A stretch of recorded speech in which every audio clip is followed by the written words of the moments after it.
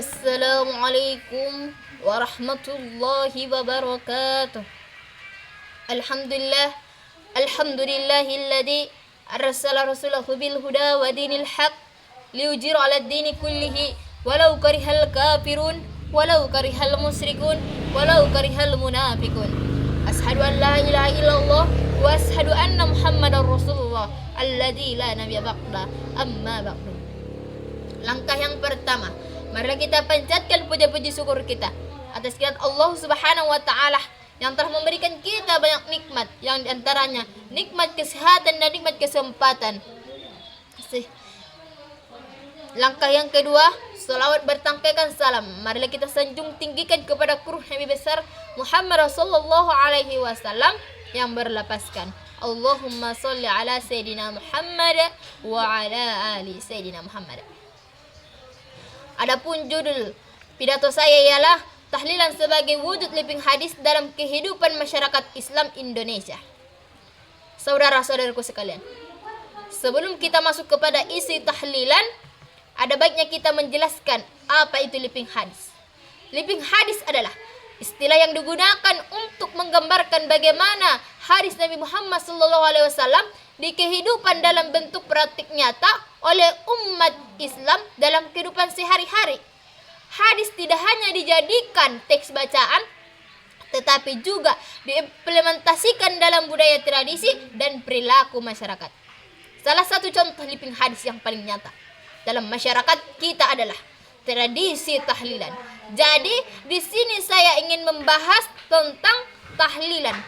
Saudara-saudariku sekalian, sudah kita ketahui bahwasanya tahlilan adalah yang berisi tahlilan adalah tradisi yang berisi zikir, doa, dan sedekah yang memiliki dasar umum dalam Islam, terutama dalam berzikir, mendoakan orang yang meninggal dunia dan berbuat baik sebagai amal jariah. Saudara-saudariku sekalian, hukum tahlilan diperselisihkan ulama, tetapi mayoritas ulama dari kalangan NU dan sebagian Syafi'iyah memperbolehkan selama tidak diyakini wajib dan isinya baik. Saudara-saudariku sekalian, di dalam Al-Quran maupun hadis tidak ada teks yang secara eksplisit yang menyebut kata tahlilan sebagai kegiatan yang dikenal di masyarakat seperti acara peringatan hari ke-1 hingga ke-7 bahkan 40 bahkan ke-100. Tahlilan secara istilah adalah kegiatan yang membaca doa dan zikir, terutama kalimat tahlil yaitu la ilaha illallah, secara berjamaah dalam rangka mendoakan orang yang telah meninggal dunia. Saudara-saudariku sekalian, sebagian ulama yang memperbolehkan dengan alasan yang pertama, membaca doa, zikir, dan sedekah kepada mayit sebagai amal soleh. Yang kedua, mengkhususkan hari pertama hingga ketiga bahkan ke-7 dan lain-lain bukan hanya ibadah wajib, tetapi wasilah atau cara untuk mengingatkan masyarakat dan mendoakan si mayit. Dan yang ketiga, selama tidak meyakini bahwa itu wajib dan tidak ada pelanggaran syariah, maka diperbolehkan.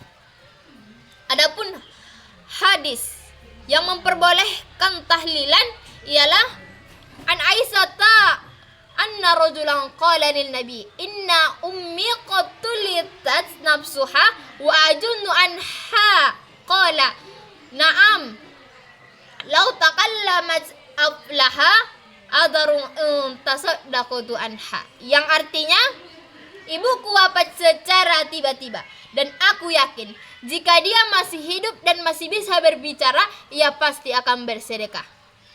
Bolehkah aku bersedekah atas namanya? Nabi Muhammad menjawab, ya boleh. Saudara-saudariku sekalian, hadis yang di atas berasal dari Aisyah radhiyallahu anhu yang meriwayatkannya seorang laki-laki yang bertanya kepada Nabi Muhammad sallallahu alaihi wasallam, mengenai ibunya yang meninggal dunia secara tiba-tiba. Laki-laki tersebut yakin bahwa jika ibunya masih hidup dan masih bisa berbicara, ia pasti akan bersedekah. Lalu kemudian ia bertanya kepada Nabi Muhammad SAW, apakah ia boleh bersedekah atas nama ibunya? Nabi Muhammad menjawab, ya boleh.